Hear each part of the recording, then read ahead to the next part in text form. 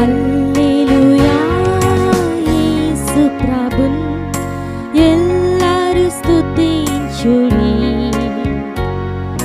వల్లభుని చర్యలను తిలకించి స్తుతించుడి.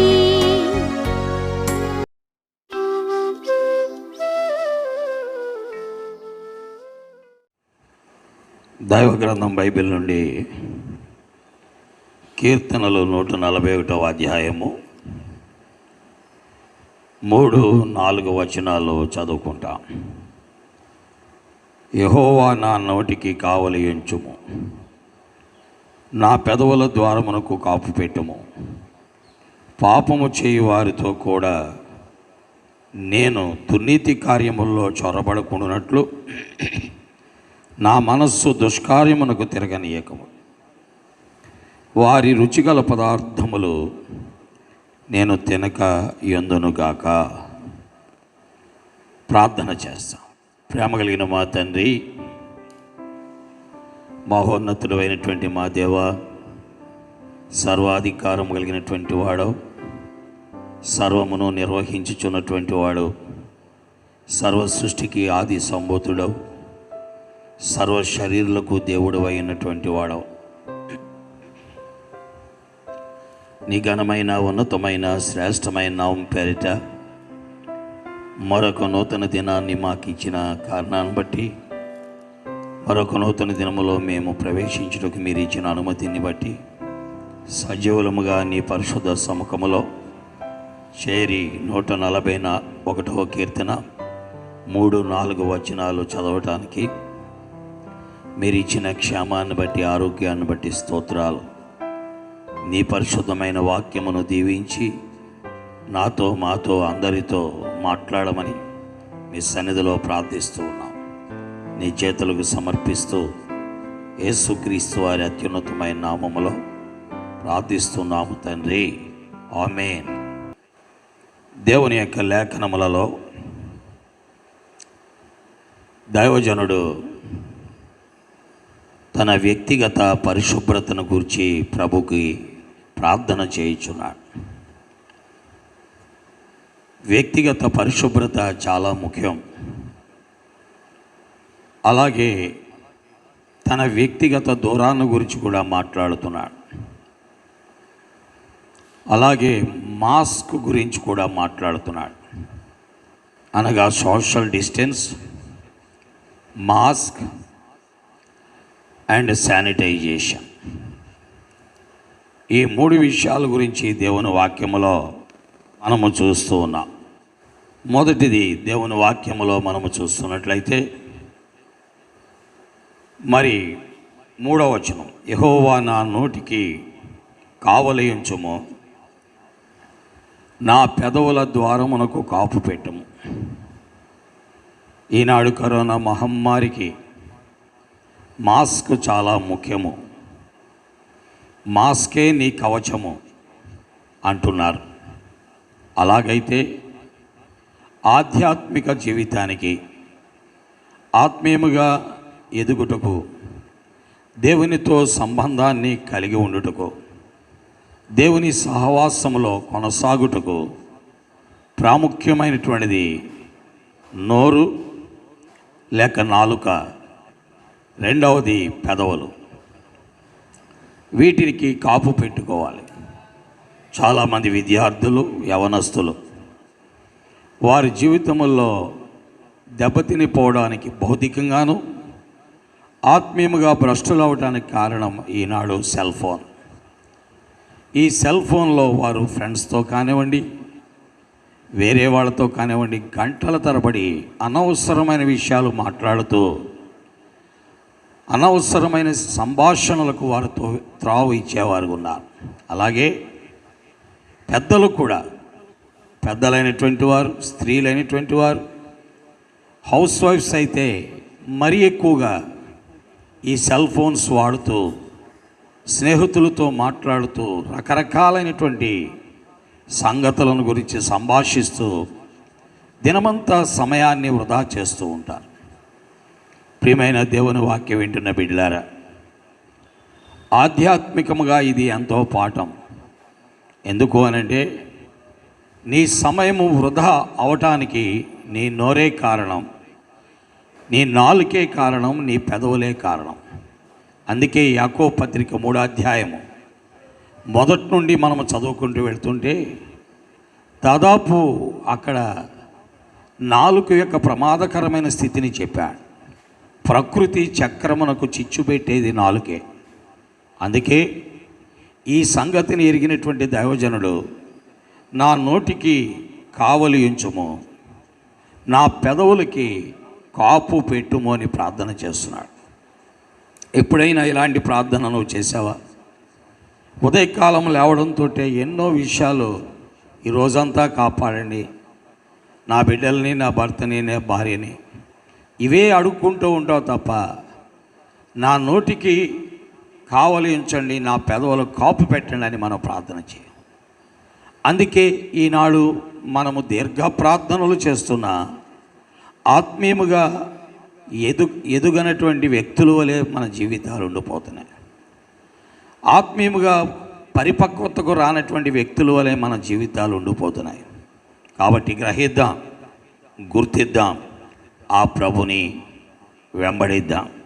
కాబట్టి దేవునికి ఈ దైవజనుడు చేయుచున్న ప్రార్థన మనము కూడా చేసి మన నోటికి కావలి ఉంచమని అడుగుదాం. మన పెదవులకు కాపు పెట్టమని ప్రభుకి ప్రార్థన చేద్దాం.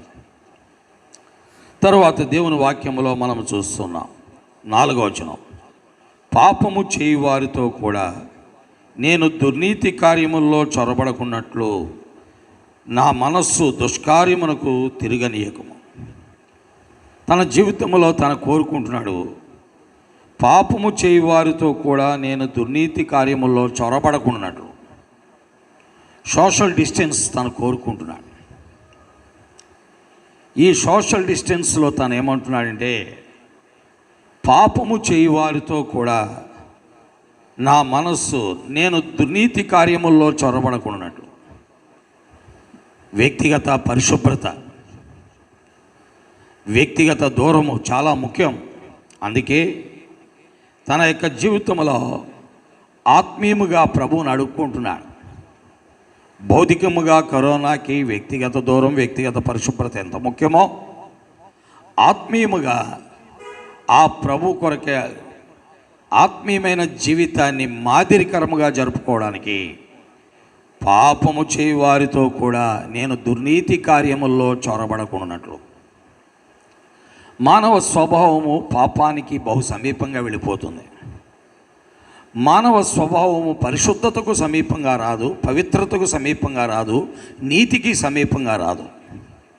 ఇది పాపానికి, దుర్నీతి కార్యాలకి చొరబడిపోతుంది. చొరబడిపోవటం అంటే ఏంటి?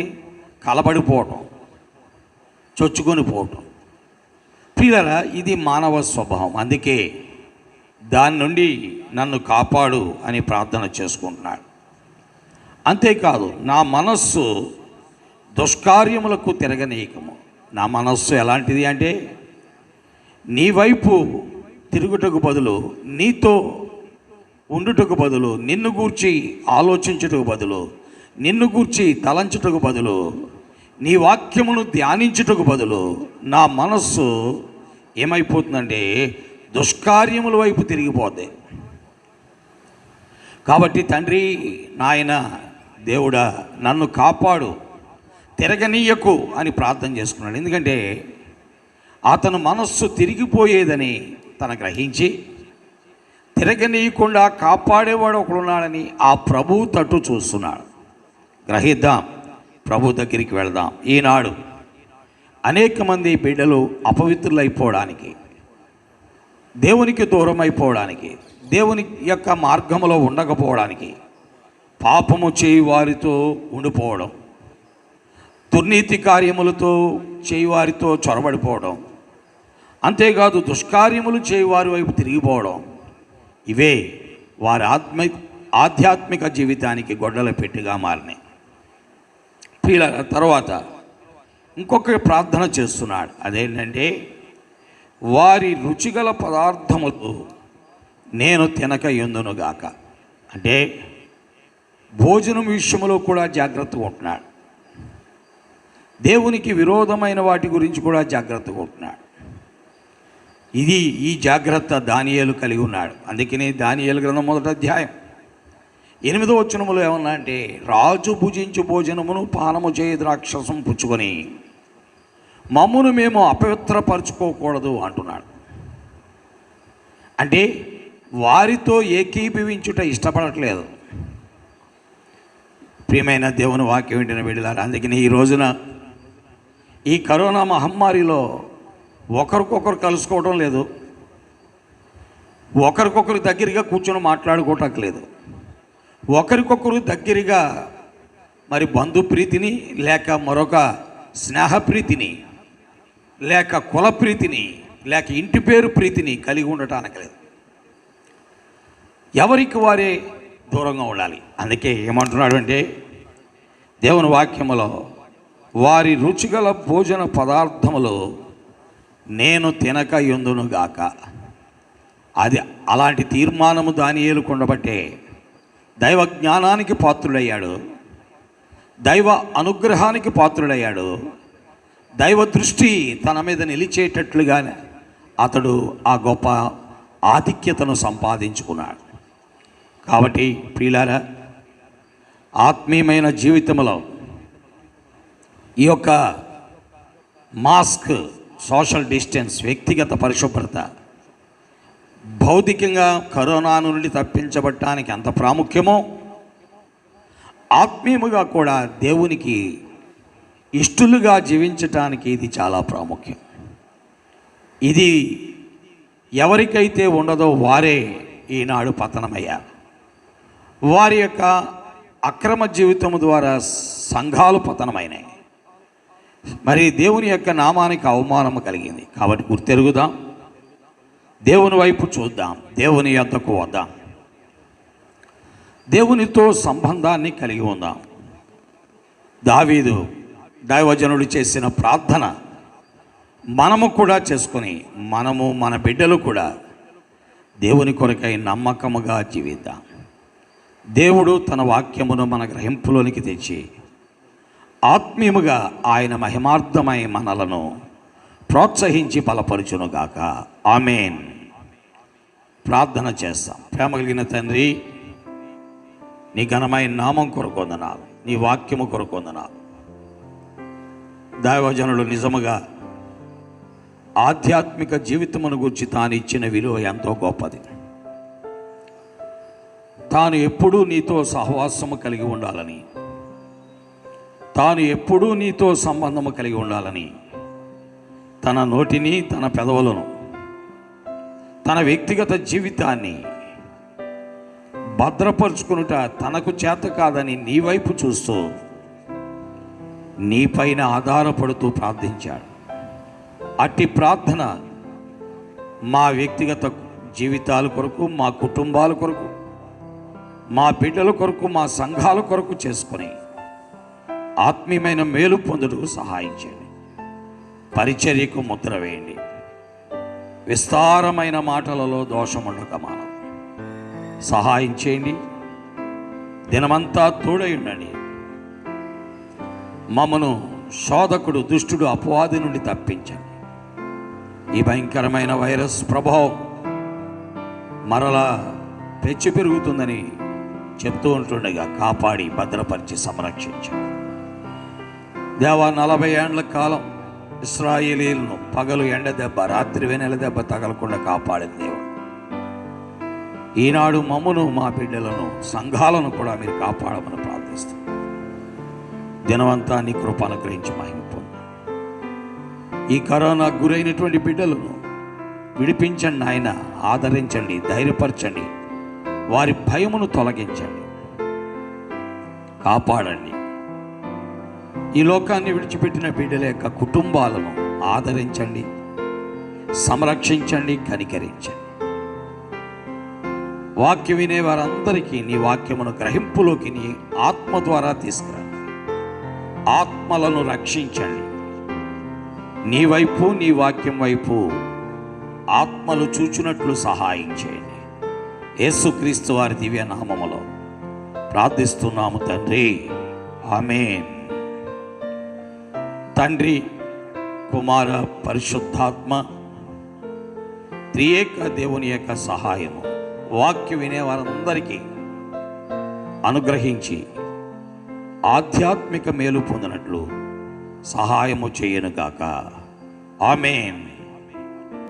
ప్రియులారా, ఈ పరిచర్యను మీరు ప్రోత్సహిస్తూ మా కొరకై మీరు చేయించిన ప్రార్థనలు, విజ్ఞాపనలకు కృతజ్ఞులమై ప్రభు మిమ్మల్ని దీవించి ఆశీర్వదించాలని కోరుతూ ఉన్నాను. దేవుడు మిమ్మల్ని దీవించునుగాక.